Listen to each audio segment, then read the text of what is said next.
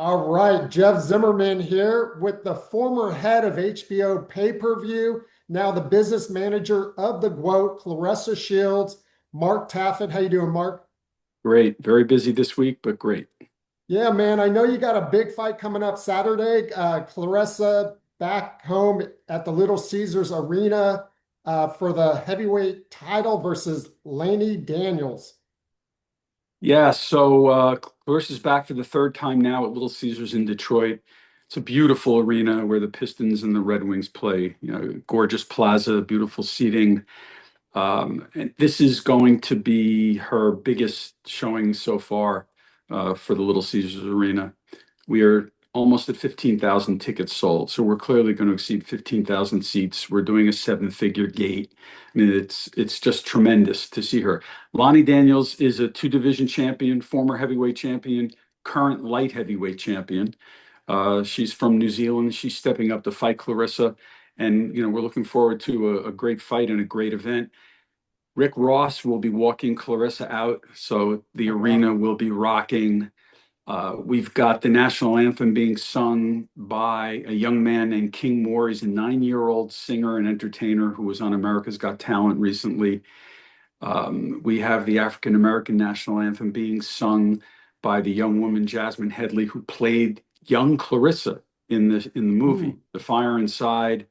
It's going to be a beautiful night with dignitaries and VIPs, and the city will be rocking. That's awesome. And before we go further, Mark, for because you're kind of behind the scenes now. I mean, you were once in the heyday putting the biggest fights in boxing together, and the Mhm. landscape has changed so much even Yeah, since you left HBO. But for those that don't know, you put together the Foreman Holyfield fight. I think was your hmm first pay-per-view. yeah, You were the architect of the yeah, pay-per-view, worked with Lou DiBella.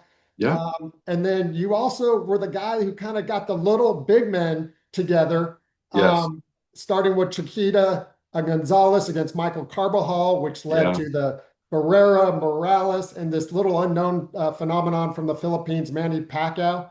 hmm Um, and by the way, I just saw Nonito Donaire this last weekend here in Frisco, Yeah. Texas. But and then to kind of culminate everything, the co-promotion with Showtime with Floyd and Manny. Talk about briefly about your career, if you can sum it up, and then how it's changed with Netflix, The Zone, Sure. and Amazon. So I was so fortunate. It was an electric time. It was the fastest growth period in the history of the sport.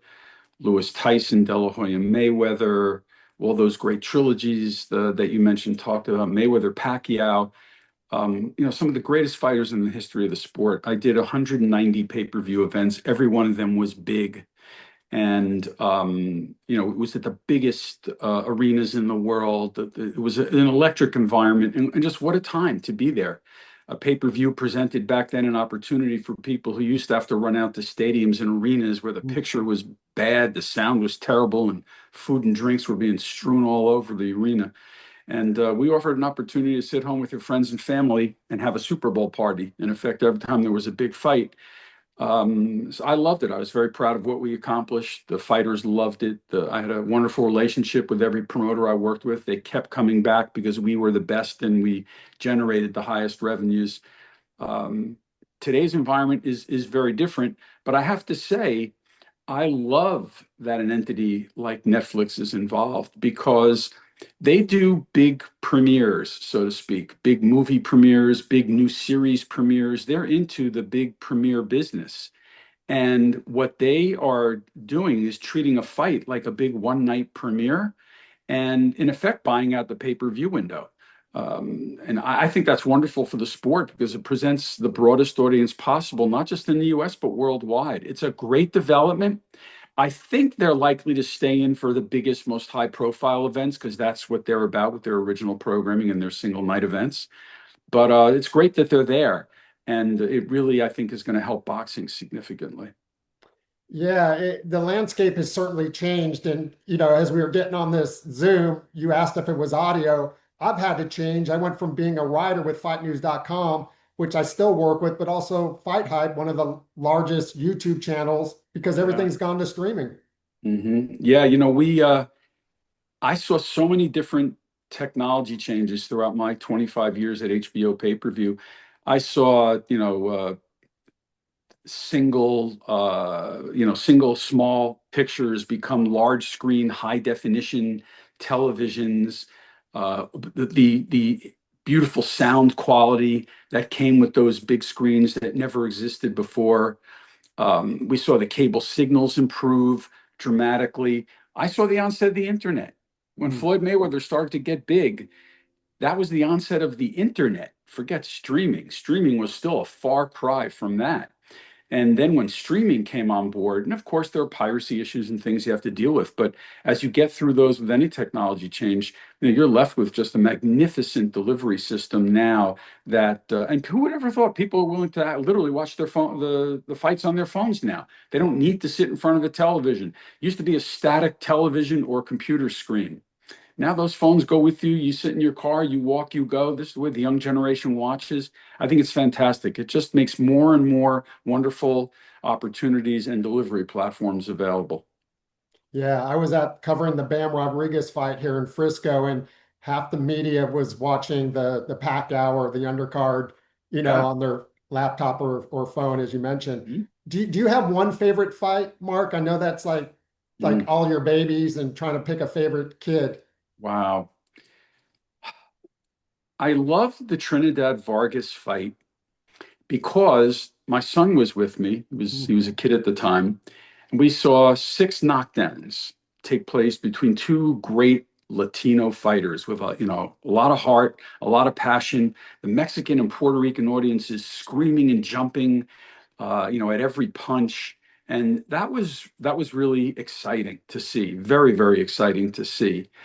I loved, even though Hopkins Trinidad, the final of the middleweight series, wasn't a great fight, or it wasn't highly competitive. Bernard was great that night.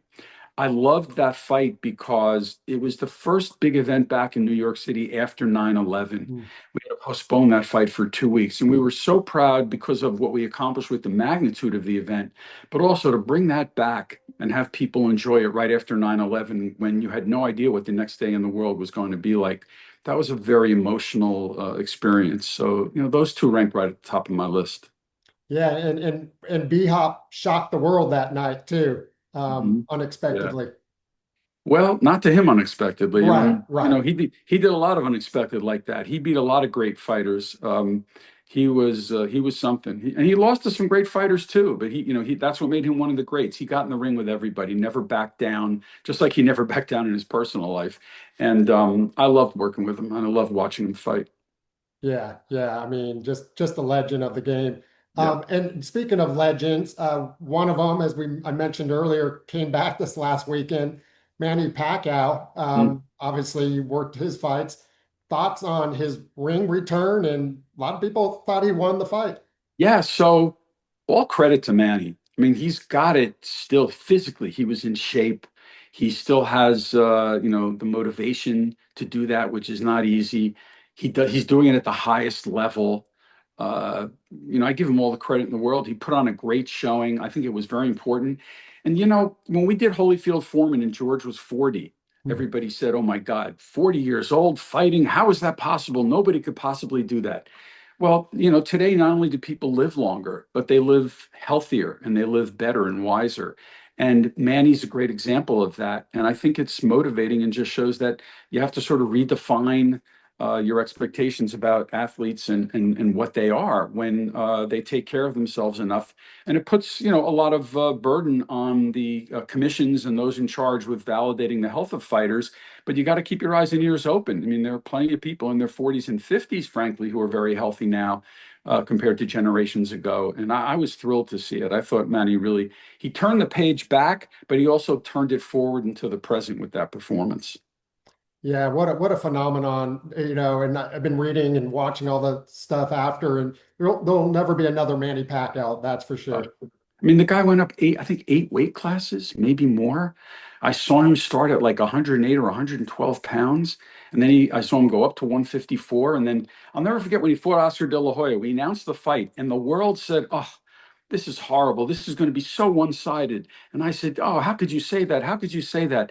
And the world was right, except it was one-sided the other way. Right. Manny Pacquiao, boy, did he put on a show against Oscar De La Hoya. Oscar obviously had struggled with weight loss at that point, but still an amazing accomplishment by Manny, and maybe his greatest performance when you consider the person on the other side of the ring that night.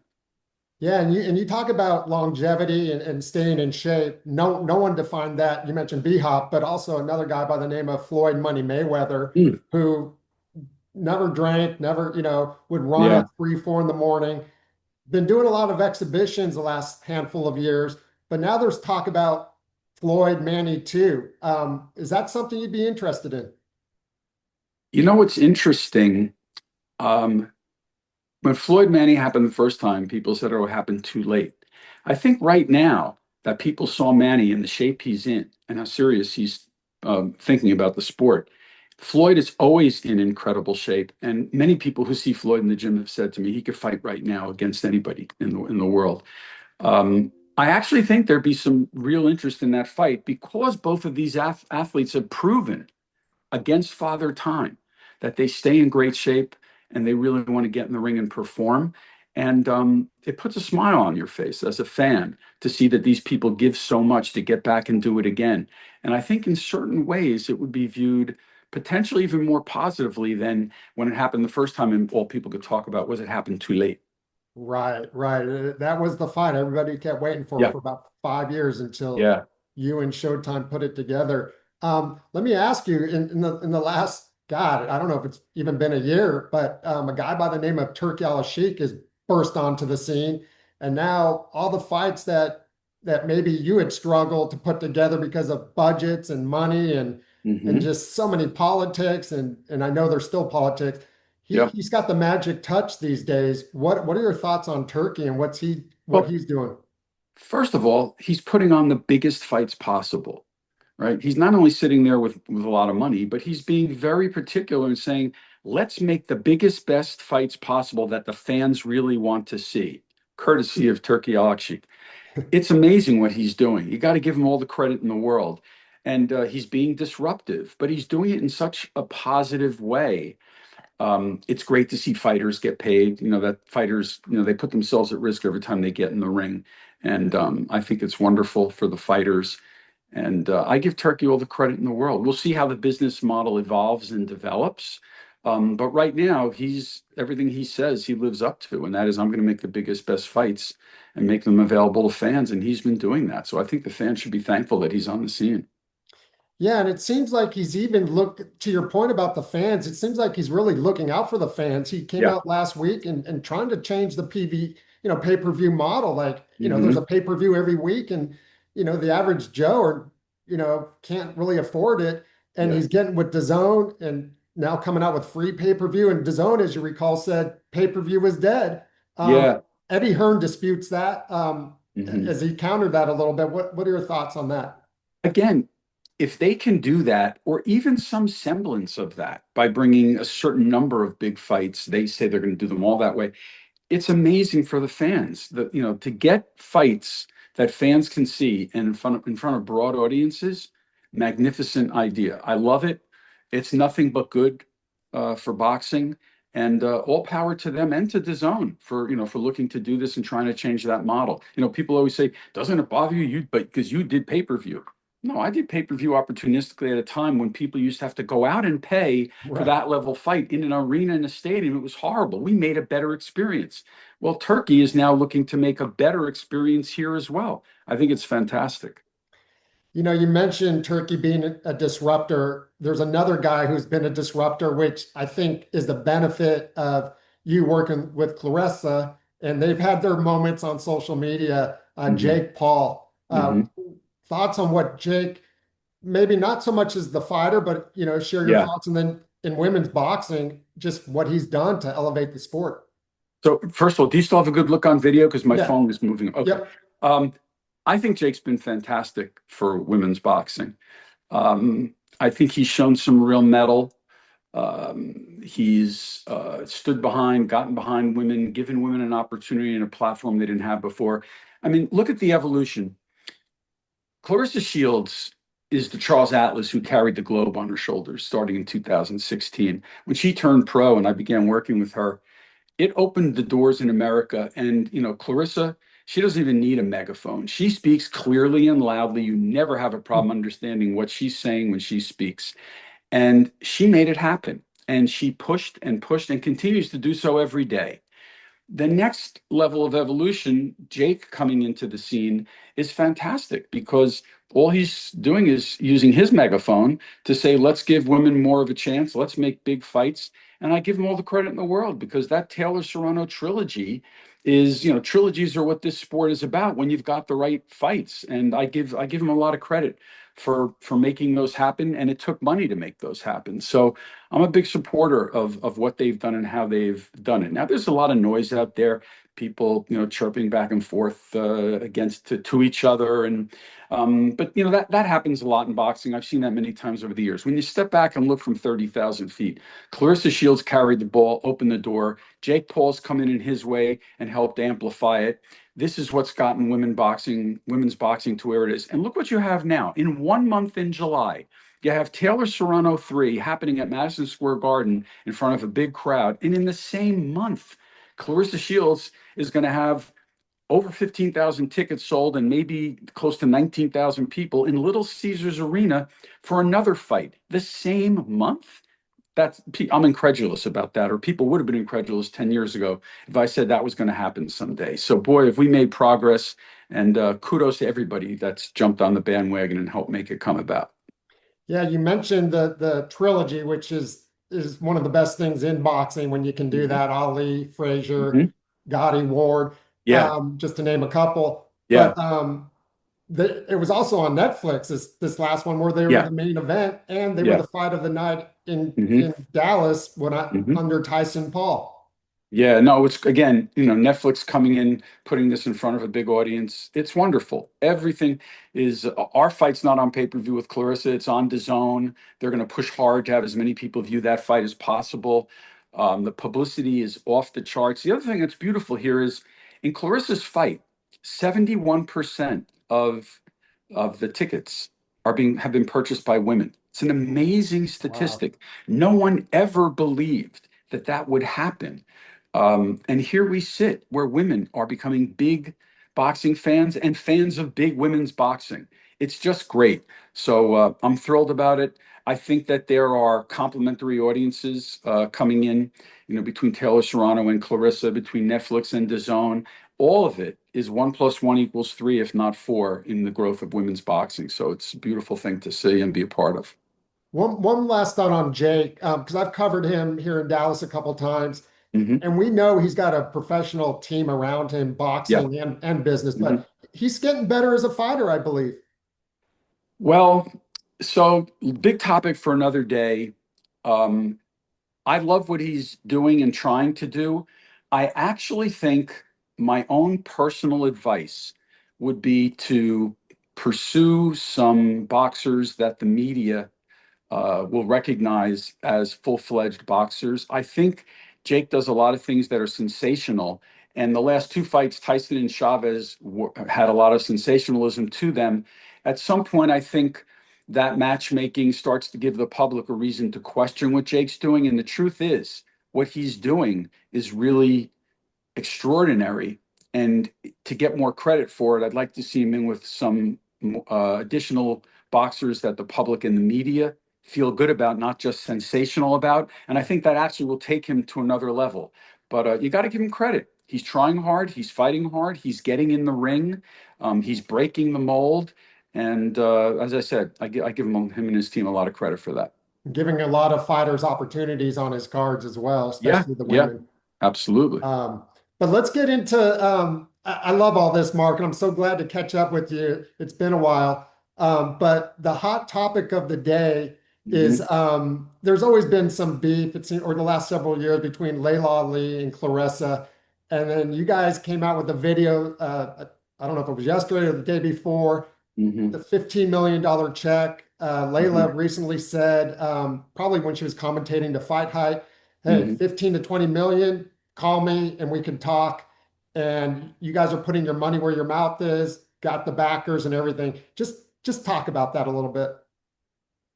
Well, I'm not going to talk too much about it because sometimes when you talk about things that haven't happened yet, you actually can slow down the negotiations and the event process. And in the end, what this is about is trying to bring that fight to the market and to the fans. Um, I have a tremendous amount of respect for Laila Ali. Great fighter in the ring. Did incredible things. She has a tough legacy. She's got a lot on her shoulders with Muhammad Ali. Not easy to follow in those footsteps.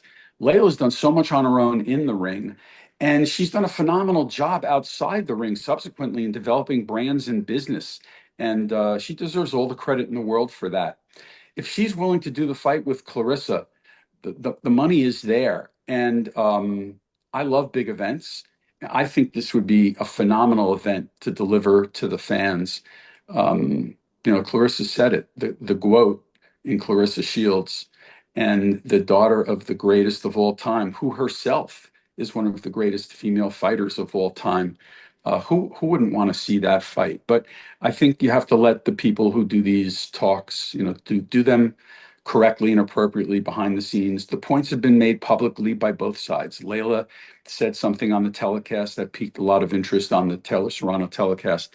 Clarissa uh, put out a video responding to it and trying to be emphatic about the fact that the money is there, no issue, we've got it, we're ready.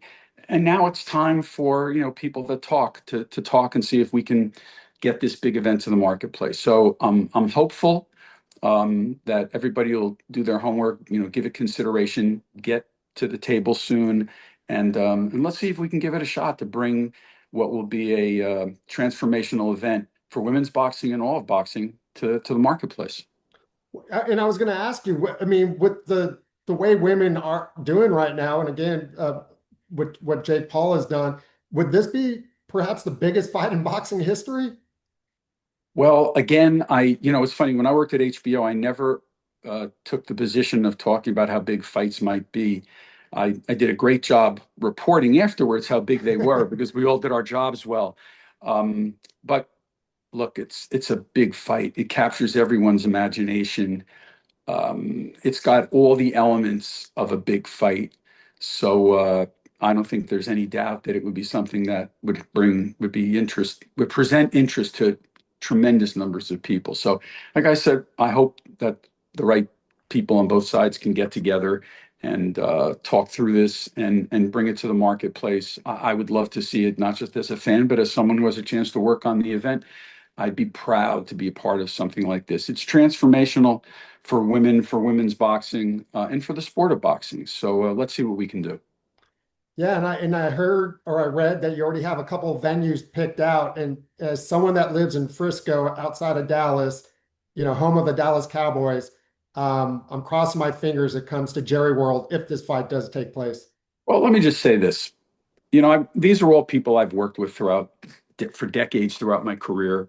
We all have wonderful relationships. Um, but Clarissa and Laila is an event that deserves to be in the biggest, most prominent venues. So it's no surprise that they both quickly expressed interest when I spoke with them. I'd be surprised if there was anything but that. It just reinforces that this would be a magnificent event in the history and landscape of the sport for women and for all boxing. So, like I said, let's give it a little bit of time for everybody to settle in on it, think about it, and then get to talking and let's see what we can do.